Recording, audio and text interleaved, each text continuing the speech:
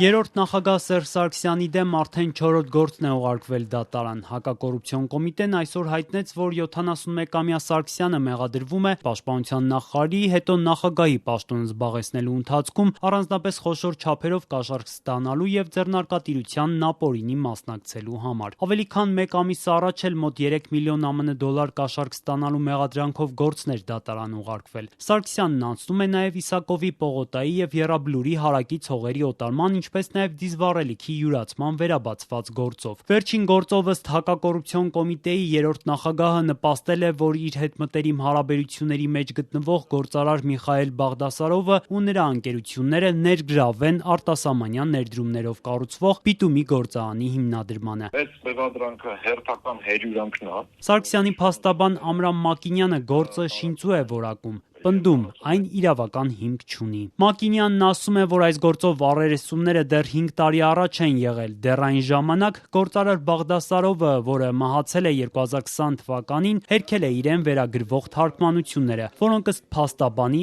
այս վարույթի հիմքում են։ Առերեսման ժամանակ, երբ որ հարցեր առաջադրվեց Միխայել Բաղդասարովին, շատ զարմացավ, ասեց հետո այդ թարգմանությունները արել։ Ես այդպիսի բան չեմ ասել։ Թարգմանությունները ճիշտ չեն, իրականությունը այդպես չի, այլ այսպես է։ Այսինքն այն ինչ որ փորձեր արվում բերել ու մոտեցնել պարոն նախագահին, Միխայել Բաղդասարովը մեր ներկայությամբ ամբողջությամբ հերքեց։ Մակինյանը վստահ է, իրավապահները գործի մասին հիշել են քաղաքական նպատակահարմարությունից ելնելով։ Փաստաբանը շեշտում է, այս գործի վաղեմության ժամկետներն անցել են, այսինքն եթե նույնիսկ մեղադրանքը հաստատվի, Սարգսյանը պատասխանատվության չի ենթարկվի։ Ես հարցեր ունեմ 20 թվականի ապրիլի 11-ին այս փաստական տվյալները իբրև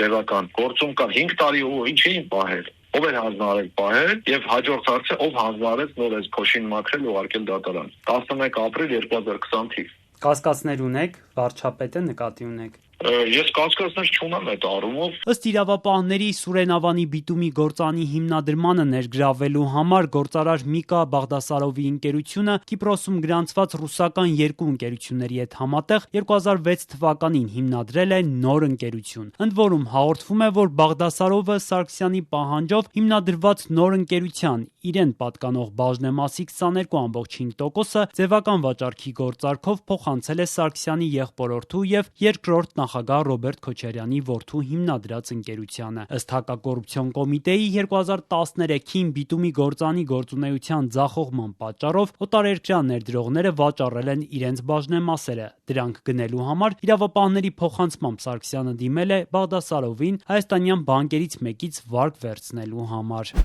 Սերժ Սարգսյանը փաստացի կառավարելով նշված գործընթացը հանձնարարել է Միխայել Բաղդասարովին դիմել Հայաստանում գործող իր մտերիմին պատկանող բանկային կազմակերպությանը 14 միլիոն ամերիկյան դոլար վարկ ստանալու համար եւ վերադարձնել ռուսական 2 ընկերությունների կատարած ներդրումները, ինչը վերջինս կատարել է։ Դե ոնց են թարգմանությունները այլ եղանակով սկզբից շալադրել, երբ որ պարզ արդեն մեր ներկայությամբ, հա, այս հարցերը տվեցի զարմացավ այս մարդը։ Թե ինչ եք ասում։ Ինչ խորհուրդ, ինչ ցուցում, ինձ ով պիտի ցուցում տալ, ես բիզնեսմեն եմ, ինչի մասին է խոսքը։ Ես իմ բիզնես նպատակներն եմ հետապնդում, իմ գործունեությունն եմ ծավալում։ Հակակոռուպցիոն կոմիտեի փոխանցմամբ Միխայել Բաղդասարովը հետո նոր ընկերություն է հիմնել, որին փոխանցվել են մյուս ընկերությունների ակտիվները։ Այդ թվում Երևանում եւ մարզերում գտնվող 23 բենզալցակայանները, նավթամթերքի բազան եւ Սուրեն Ավան համայնքում գտնվող Պիտում արտադրող գործարանը։